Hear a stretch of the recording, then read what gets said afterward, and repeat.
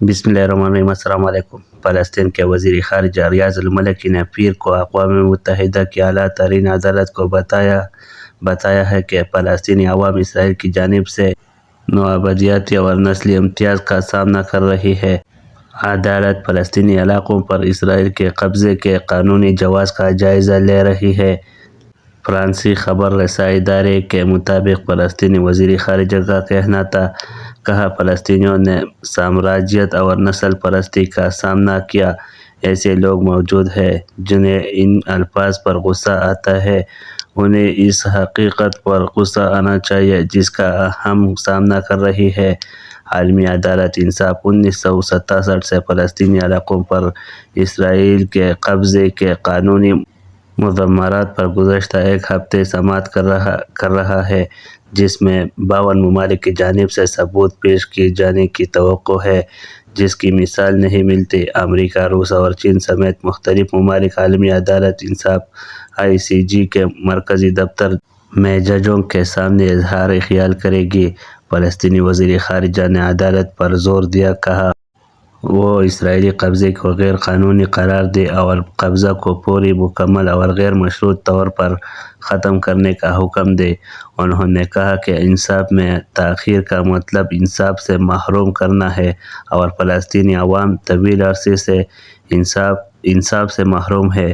اب وقت آ گیا ہے کہ ان دیری معیاروں کو ختم کیا جائے جنہوں نے ہمارے لوگوں کو طویل عرصے سے قیدی بنا رکھا ہے۔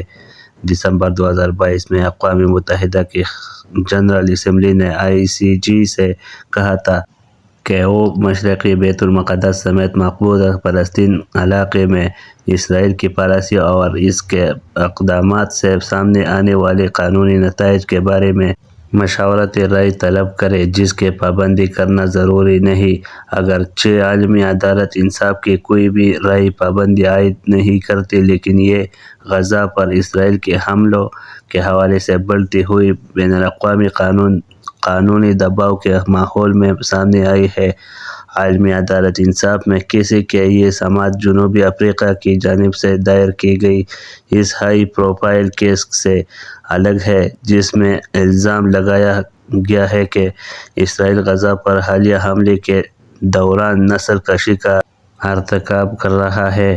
ICJ نے جنوری میں اسی معاملے میں فیصلہ سنایا تھا کہ اسرائیل نسل کشی روکنے اور غزہ میں انسانی امداد کی ترسیل کی اجازت دینے کی ہر ممکنہ کوشش کرے۔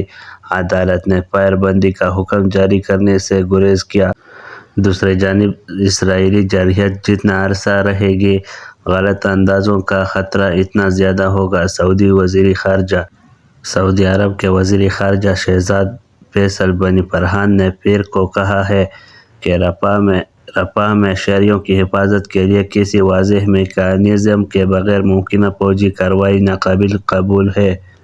انہوں نے کہا کہ ہم نے واضح کر دیا ہے کہ ہم نہ صرف سعودی عرب بلکہ عرب دنیا کے تمام ممالک کی طرح ایک دن بعد وسیع تر مسائل فلسطین کے حل کے تناظر میں بات چیت میں دلچسپی رکھتے ہیں۔ مشرق وسطی میں کشیدگی کے بارے میں بات کرتے ہوئے سعودی وزیر خارجہ نے انٹرویو میں کہا کہ انہیں خدشہ ہے کہ غزہ میں اسرائیلی جارحیت جتنا عرصہ جاری رہے گی، غلط اندازے لگانے کا خطرہ اتنا ہی زیادہ ہوگا۔ سعودی وزیر خارجہ نے ایک سوال کے جواب میں کہا کہ یہ بالکل بھی قابل قبول نہیں ہے کہ ایک دن میں 100 سے بھی کم ٹرک غزہ میں داخل ہو پا رہے ہیں، جبکہ اقوام متحدہ اور دیگر امدادی اداروں نے ہمیں بتایا ہے کہ کم از کم 500 ٹرکوں کا جانا ضروری ہے۔ ان کا کہنا تھا کہ ہم امید کرتے ہیں کہ امریکہ سمیت بین الاقوامی برادری جنگ بندی اور انسانی ہمدردی کی بنیاد پر رسائی کے بارے میں واضح موقف اختیار کرے گی۔ آزاد فلسطین کے بغیر اسرائیل سے تعلقات ممکن نہیں۔ سعودی وزیر خارجہ نے امریکہ کو بتایا ہے کہ اسرائیل کے ساتھ اس وقت تک کوئی سفارتی تعلقات نہیں ہوں گے جب تک ایک آزاد فلسطینی ریاست کو تسلیم اور غزہ کی پٹی پر اسرائیلی جارحیت کو روکا نہیں جاتا۔